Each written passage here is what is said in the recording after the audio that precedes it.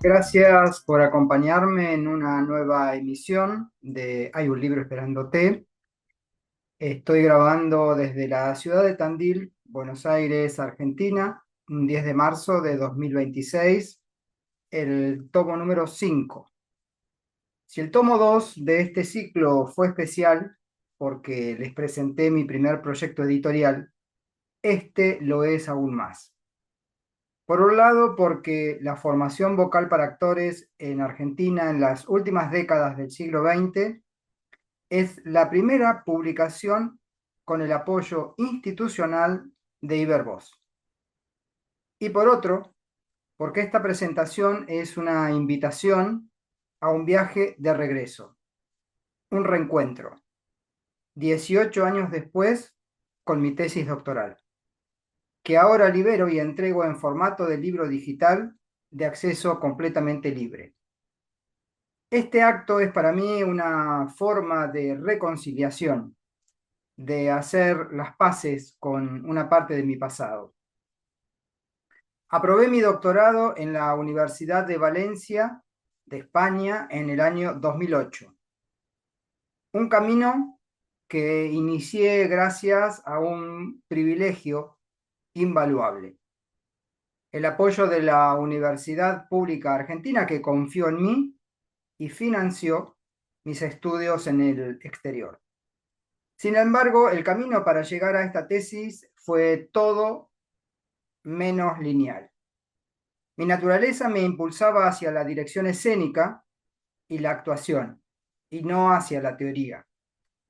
Esta tensión, agravada por la falta de un plan claro de investigación y escritura y una tutoría que no fue la ideal, convirtió la escritura en una carga por mucho tiempo.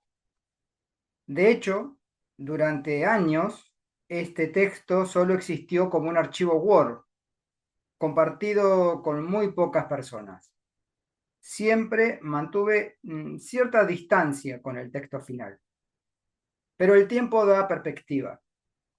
Hoy, aunque reconozco que el contenido no ha sido actualizado, revisarlo me permitió ver con claridad algo que antes no podía ver: que su enfoque, su metodología y su rigor mantienen una vigencia plena.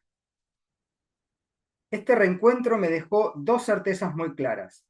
La primera fue reconocer que, a lo largo de la investigación, había consolidado un enfoque propio, una manera particular de entender y transmitir la enseñanza de la voz que podría representar un aporte valioso a la formación de quienes se dedican a las artes escénicas.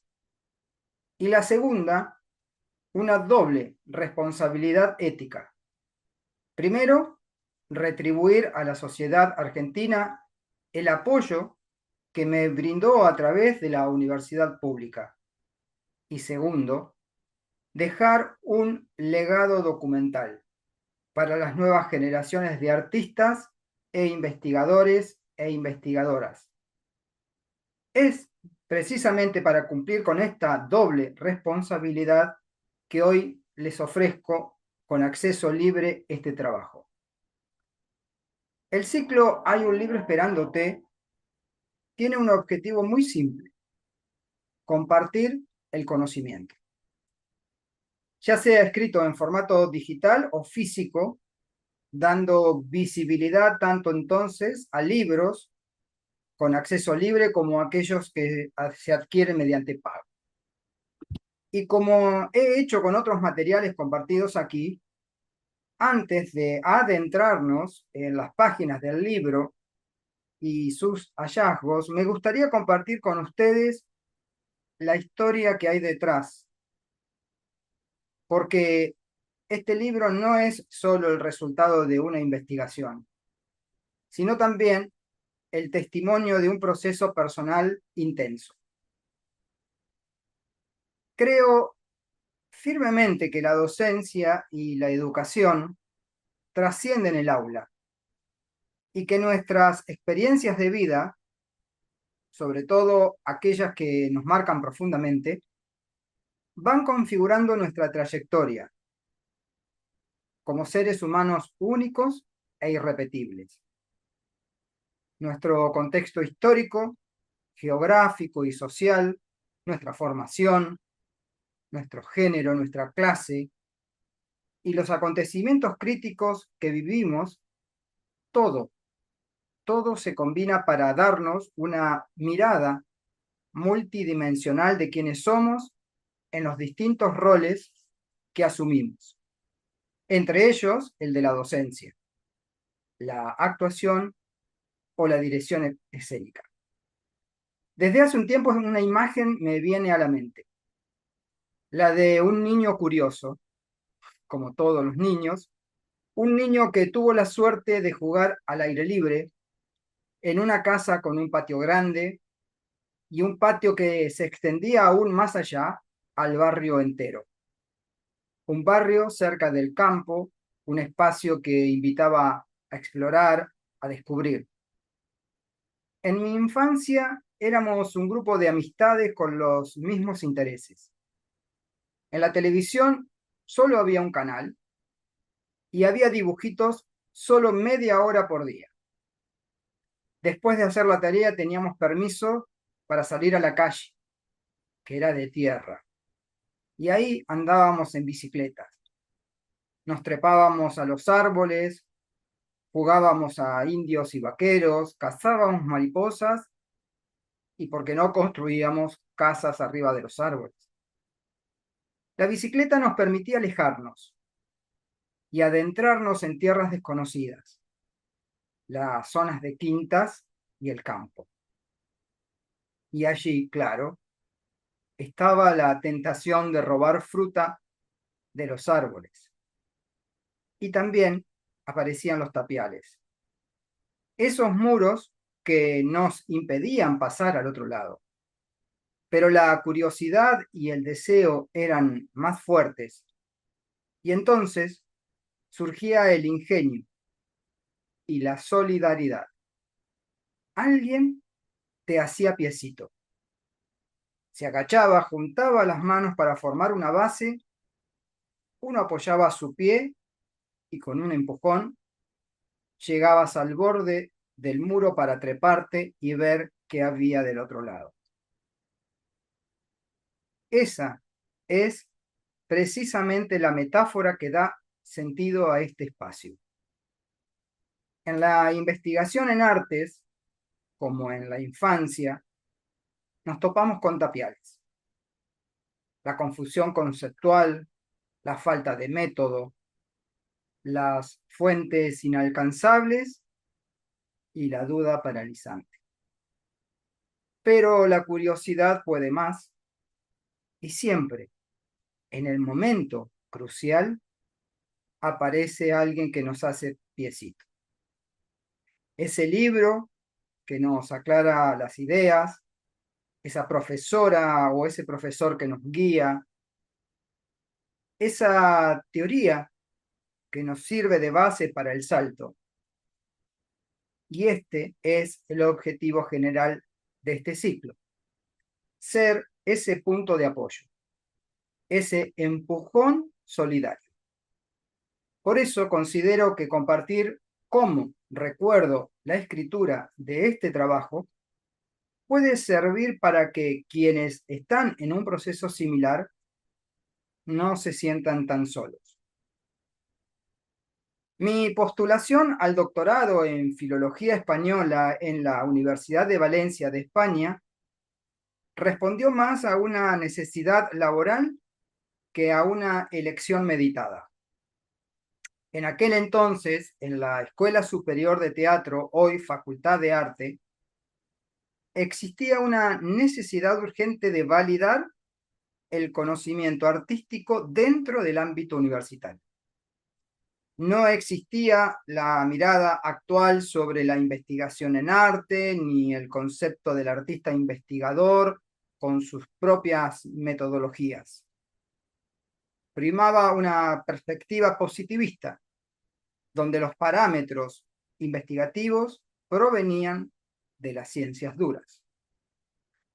Por ello, desde la conducción de la escuela, nos impulsaban a reflexionar, escribir, participar en congresos y, en definitiva, a mostrar resultados académicos conforme a las reglas de un juego de validación académica ya establecido.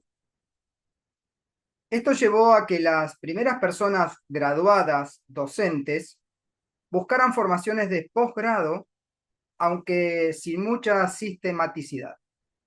Fue así como, del mismo modo que quienes son hermanos mayores cuidan a los menores, las primeras personas que se aventuraban a salir del país para formarse nos mostraban el camino a quienes veníamos detrás.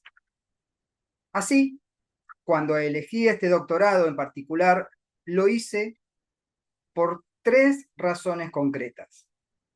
La primera, porque intuía que sería un antecedente académico crucial para concursar una cátedra y garantizar mi continuidad laboral.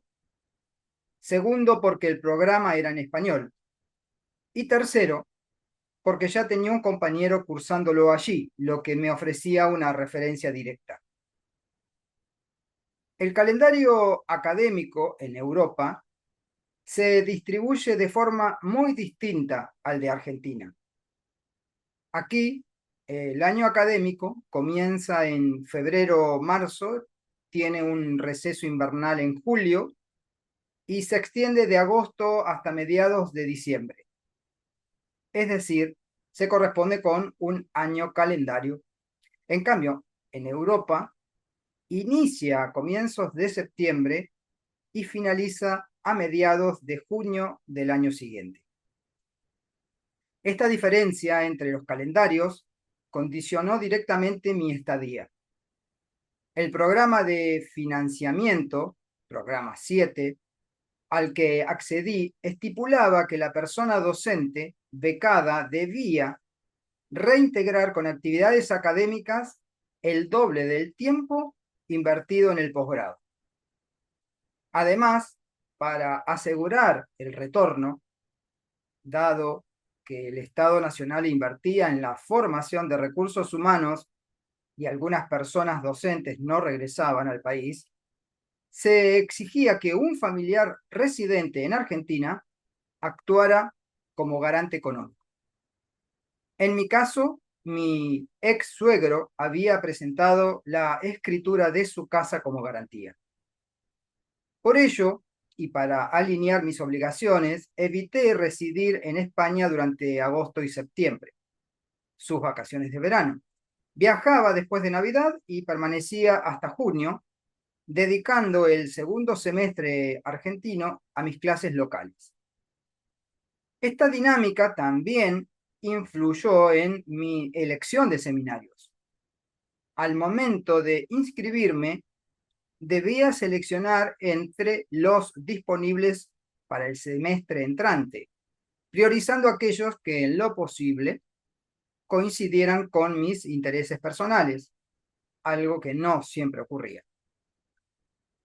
Como mencioné, el doctorado era netamente teórico, formando investigadores e investigadoras para las disciplinas de la lengua y literatura hispánica, con una fuerte impronta histórica. Por eso cursé seminarios como Historia del Teatro Occidental 1 y 2, Textos Teatrales Contemporáneos 1, Teatro del Español del siglo XIX, perdón, entre el realismo y el naturalismo, e Historia del Teatro Español. Sin embargo, también cursé otros, tan ajenos a mis intereses como los títulos que les voy a decir: Ficciones del yo, Teatro como tema y personaje en el cine francés, Desarrollo de la narrativa policial en Argentina y la escenografía en la ópera. Solo 2 seminarios estuvieron vinculados directamente con mi investigación: Metodología de la investigación, Historia Teatral 2, y Trabajo de investigación en estudios teatrales. Generalmente quienes cursan un doctorado llegan con una idea de su tema de tesis y en estos espacios van produciendo avances. Por ello, en el seminario Trabajo de Investigación suelen presentar un escrito de unas 70 u 80 páginas que luego amplían para la tesis definitiva. Este no fue mi caso. Al llegar a Valencia, no tenía claro mi tema. Para recibirme de licenciado en teatro, aquí en la Universidad del Centro de Tandil, había investigado un grupo de teatro local que en los años 80 había irrumpido en la cultura, con un lenguaje distintivo.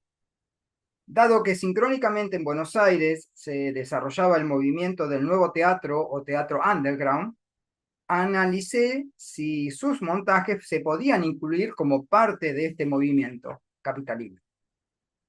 Así, opté por presentar mi tesina de licenciatura como trabajo final del seminario Investigación en Estudios Teatrales.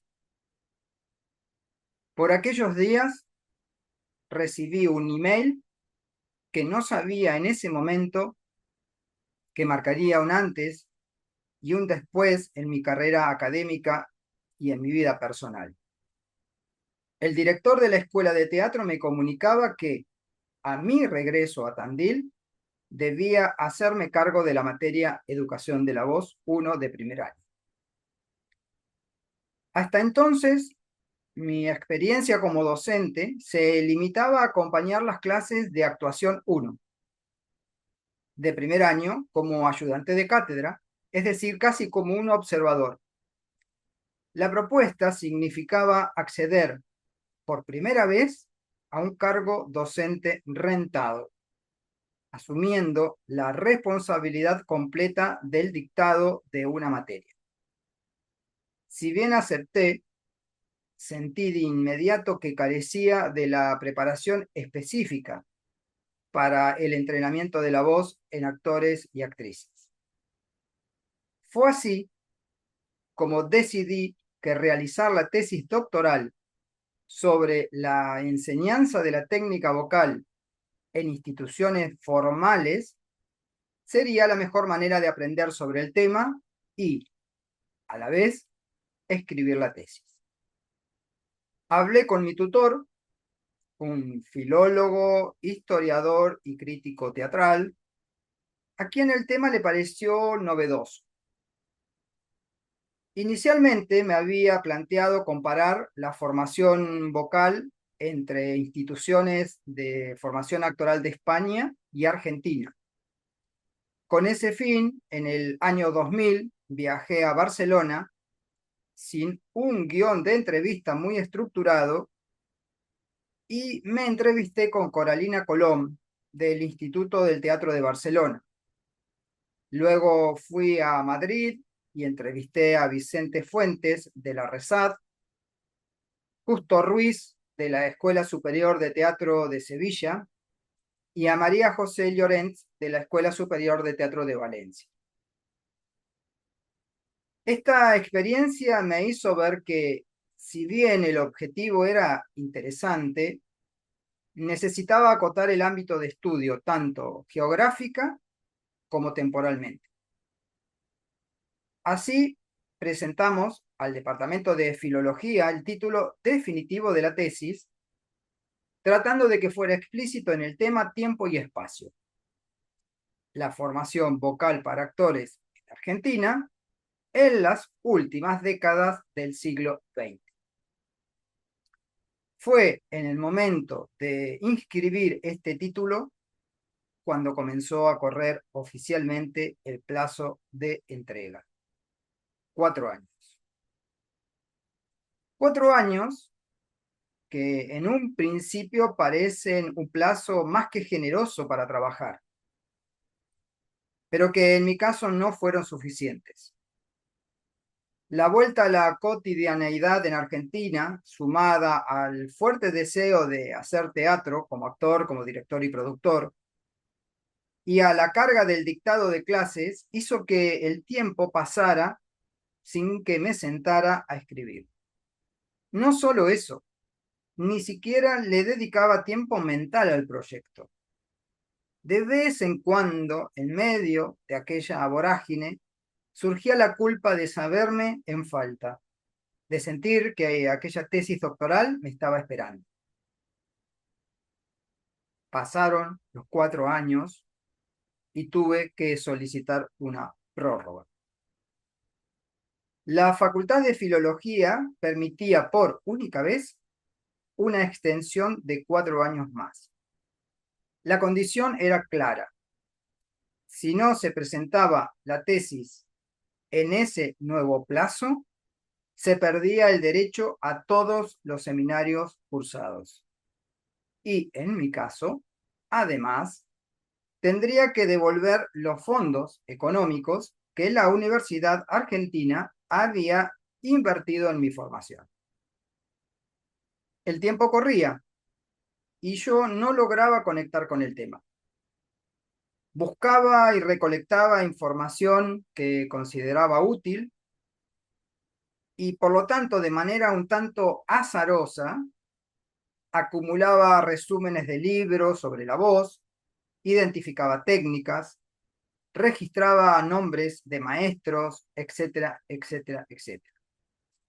Sin embargo, lo que se hacía cada vez más evidente era que el tema de la voz puede abordarse desde tantos ángulos que tanta información terminaba agobiándome y paralizándome.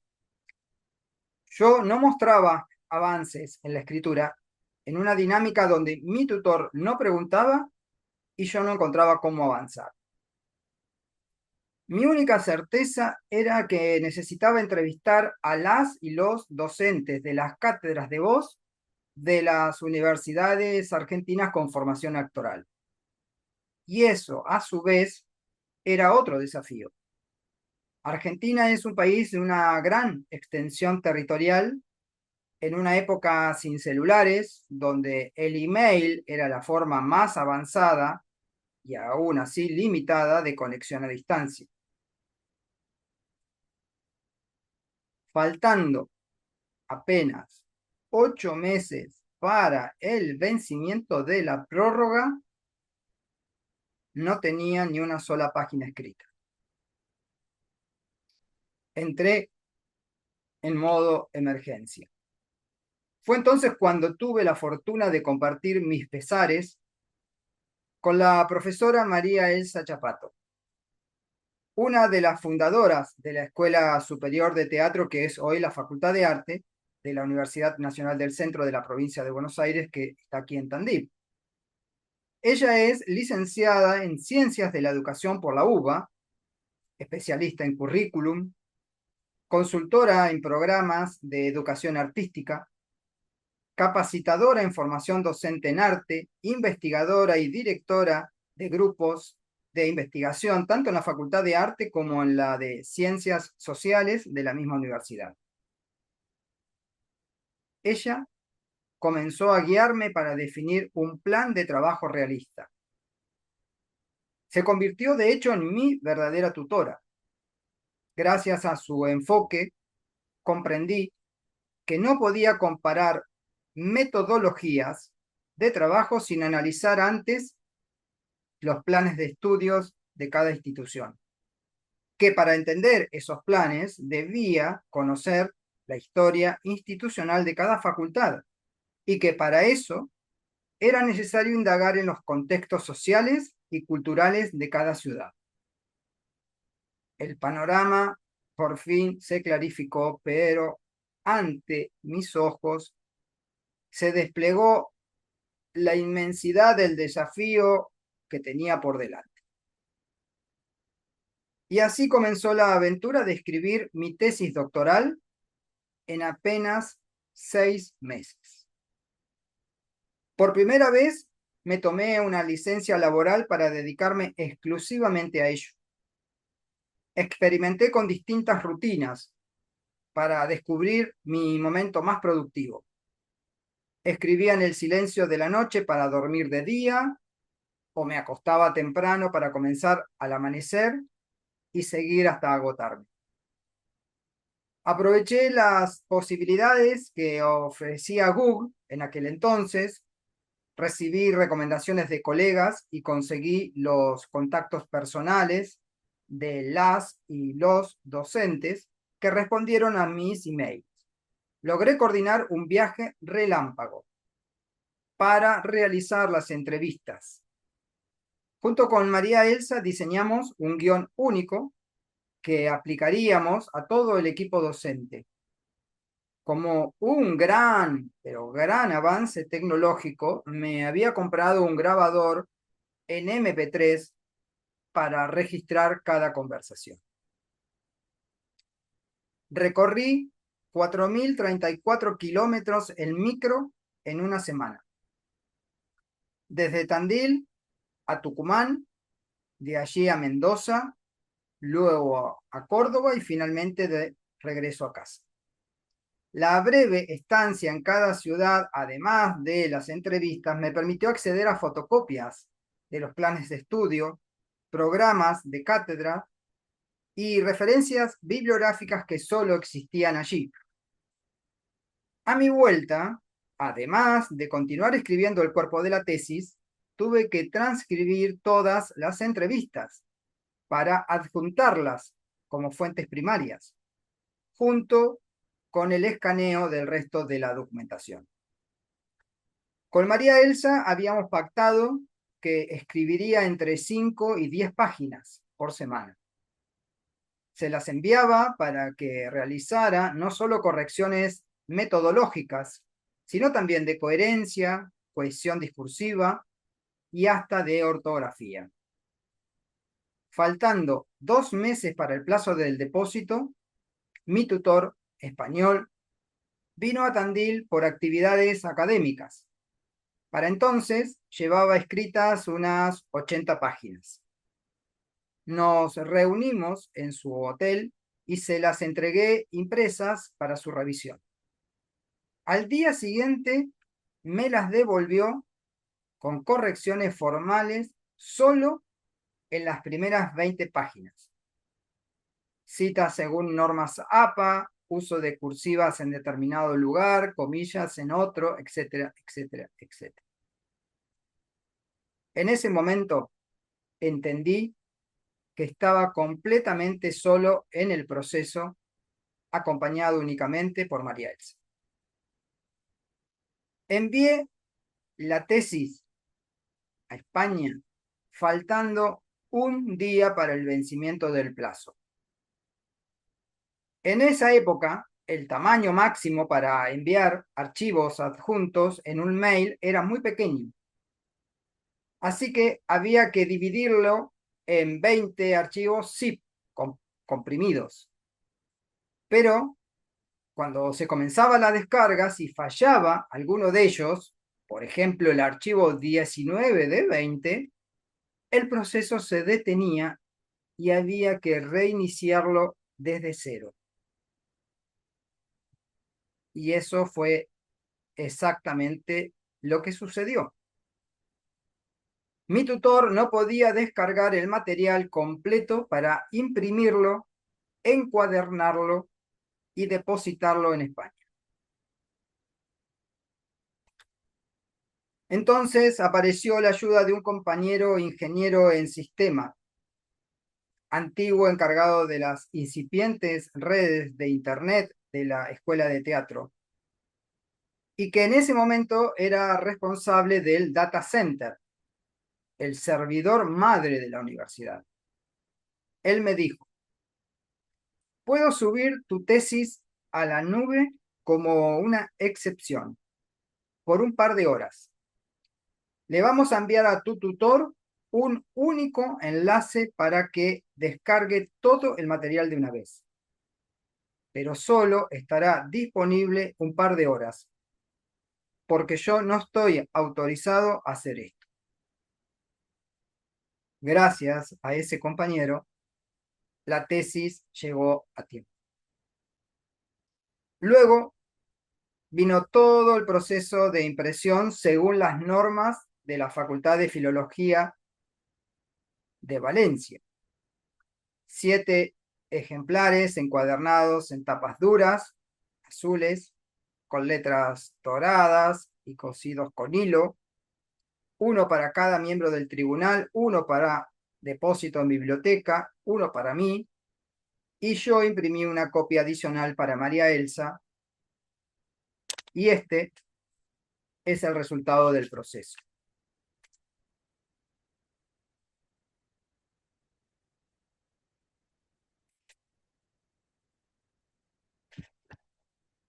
Recuperar este relato para ustedes tiene un simple objetivo: compartir una experiencia que tal vez les sirva para transitar el proceso de reflexión y escritura de una tesis de la mejor manera posible. No suelo estar de acuerdo con dar consejos, pero si tuviera que elegir uno, les diría esto: definan por escrito de manera muy clara cuál es su tema de estudio. Porque quien no sabe lo que busca, no reconoce lo que encuentra. Es crucial, además, que ese tema los convoque, los provoque, los estimule, los apasione, ya que la búsqueda de respuestas estará presente por mucho tiempo en sus vidas.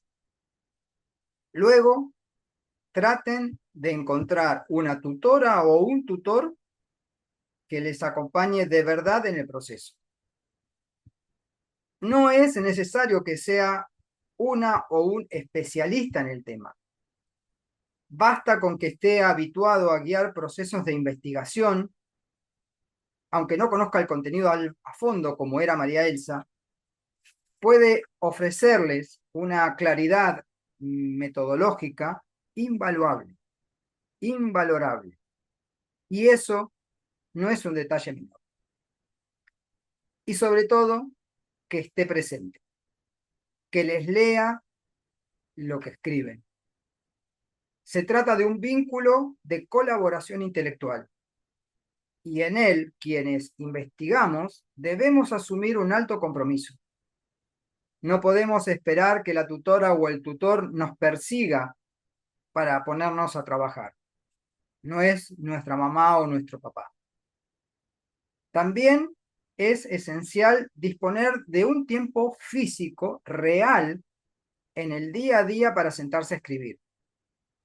La escritura demanda reflexión, concentración y silencio, externo y a veces interno.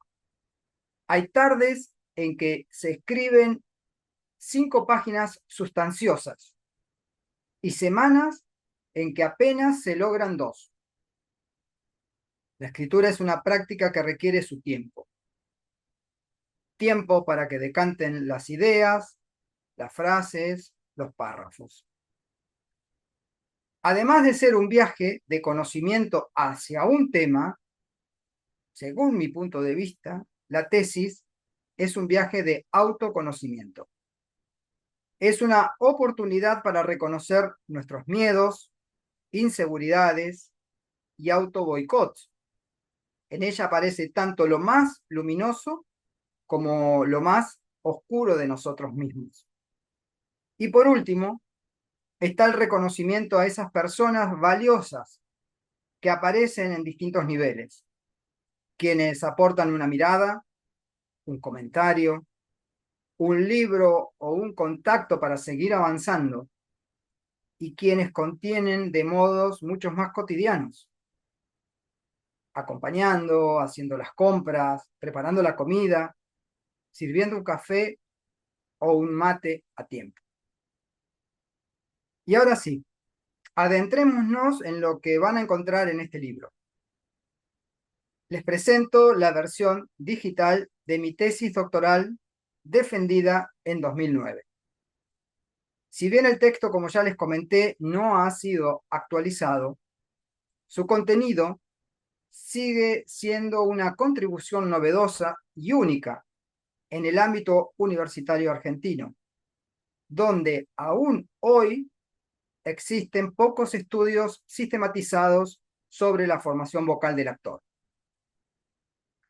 Este libro es, ante todo, un aporte para el ámbito de la investigación, la docencia y el estudiantado. Su valor principal radica en la profunda investigación que realicé, la cual ofrece a quienes se acerquen a ella 4 grandes aportes o claves de análisis que hasta entonces no existían de manera organizada. Primer punto, el contexto histórico institucional. Reconstruyo cómo y por qué surgieron las carreras de teatro en 4 universidades nacionales argentinas en lugares claves: Tucumán, Mendoza, Córdoba y Tandil, entre 1980 y el año 2000. Entender esta historia es crucial porque la identidad de cada institución y su enfoque vocal estuvieron marcados por las figuras fundadoras y por los contextos políticos y culturales de cada región. El segundo punto, los planes de estudio como proyecto. Analizo los documentos oficiales para responder qué perfil de estudiante se buscaba formar, qué lugar ocupaba la voz dentro de ese ideal. Este análisis revela cómo las concepciones teóricas sobre el teatro y la formación actoral se traducen, o no, en la importancia que se le otorga a la formación vocal en el currículum. Tercer punto, la práctica en el aula. Los programas de cátedra. Un plan de estudios es una idea, pero la enseñanza concreta la define el equipo docente. Por eso investigué los programas de cátedra para descubrir la verdadera trinchera educativa. ¿Qué se enseñaba? Contenidos. ¿Para qué? Los objetivos. ¿Y cómo? Las metodologías. Este es el núcleo del saber hacer vocal que se transmite. Y el cuarto punto es la voz de los protagonistas. Entrevistas al profesorado. Para completar el panorama incorporé entonces las voces del personal docente responsable. A través de entrevistas accedí a sus experiencias, sus influencias y sus reflexiones personales. Y esto le da una dimensión humana y biográfica al estudio, mostrando cómo se construye una pedagogía vocal desde la práctica situada y la trayectoria personal. En resumen, este libro documenta, sistematiza y analiza un campo del saber que estaba fragmentado. Ofrece categorías de análisis y un modelo de estudio que sirven como herramienta para futuras investigaciones y como material invaluable para las cátedras de teatro y voz. Pero, ¿cómo se organiza este estudio para entregar estos aportes? Les cuento la estructura del libro. El capítulo 1 es la presentación. Aquí defino la problemática, ubico el contexto de los interrogantes que guiaron mi investigación y presento los objetivos principales. Es el punto de partida que enmarca todo el trabajo. Para abordar un problema tan complejo, necesité un sólido marco teórico. Por eso el capítulo 2 presenta las perspectivas adoptadas. Los aportes de Pierre Bourdieu son centrales para comprender la dinámica histórica y social de estas instituciones. Además, incursiono en la teoría curricular para analizar los planes de estudio y en teorías sobre el conocimiento profesional docente para entender cómo el profesorado interpreta y ejecuta esos planes. Antes de adentrarme en mi investigación, era necesario saber qué se había escrito antes sobre el tema. El capítulo 3 revisa los antecedentes bibliográficos directos, confirmando el escaso tratamiento sistemático de la temática y recuperando las contribuciones previas más relevantes. Con el problema definido y el marco teórico establecido, el capítulo 4 detalla la metodología. Explico cómo seleccioné los casos, el período de estudio, la construcción de instrumentos y el análisis de las fuentes documentales y las entrevistas. El capítulo 5 actúa como un puente crucial, estableciendo las bases conceptuales y metodológicas específicas que sustentan el análisis profundo de los 4 casos, que es el corazón del libro. Así llegamos a los capítulos 6, 7, 8 y 9. Cada uno está dedicado a una universidad nacional argentina. Tucumán, Cuyo, en la provincia de Mendoza, Córdoba y la Universidad Nacional del Centro con sede en Tandil. En cada caso, aplico sistemáticamente los 4 aportes que mencioné al principio. Analizo el contexto histórico institucional, los planes de estudio, los programas de cátedra y finalmente integro la voz de las y los docentes a través de las entrevistas. Al cerrar cada sección, incluyo una síntesis comparativa que destaca las singularidades y los puntos en común de la formación vocal en cada institución. El capítulo 10 propone las conclusiones generales. Aquí retomo los hallazgos de todos los casos para ofrecer una mirada integral sobre el estado de la formación vocal en el periodo estudiado, problematizando su relación con las prácticas escénicas actuales. Perdón.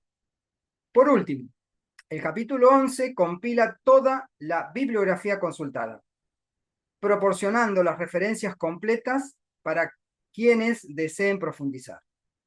Una nota al margen es que la tesis original incluía un extenso anexo con todos los planes de estudios, programas, las desgrabaciones de las entrevistas completas.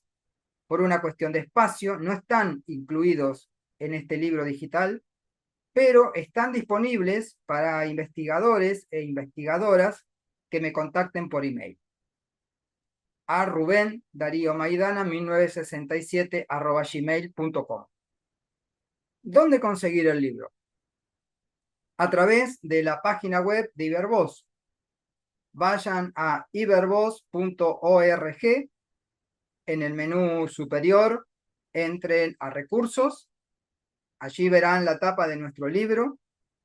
Con solo presionar el botón leer libro y luego leer más, se va a iniciar automáticamente la descarga del archivo en su dispositivo. Este libro, entonces, es la evidencia material de un viaje. Un viaje que, como les contaba, tuvo su propio muro alto y desafiante. El de escribir una tesis, de organizar un saber fragmentado, de vencer los límites técnicos y el tiempo. Y al llegar al final de este proceso, me vuelve esa imagen poderosa y simple de la infancia que mencioné al principio, la de hacer piecito. Ese gesto de poner las manos entrelazadas como una plataforma firme para que un compañero impulse su ascenso y pueda alcanzar la cima. En esa imagen está la esencia de todo esto, porque ningún proyecto grande se escala solo. Yo trepé mi muro porque hubo quienes me ofrecieron ese apoyo fundamental. María Elsa con su claridad, mi amigo el ingeniero de sistema con su enlace salvador, el equipo docente que compartió sus voces y tantas personas más con su sostén cotidiano. Y eso es precisamente la ambición última de este libro, que sea un piecito, que se convierta en esa plataforma firme y generosa en el muro de su propia búsqueda, para que ustedes, quienes integran los ámbitos de la investigación, la docencia y el estudiantado, puedan apoyarse, ganar altura y mirar más allá. Y desde allí, tender la mano al que viene trepando. Muchas gracias.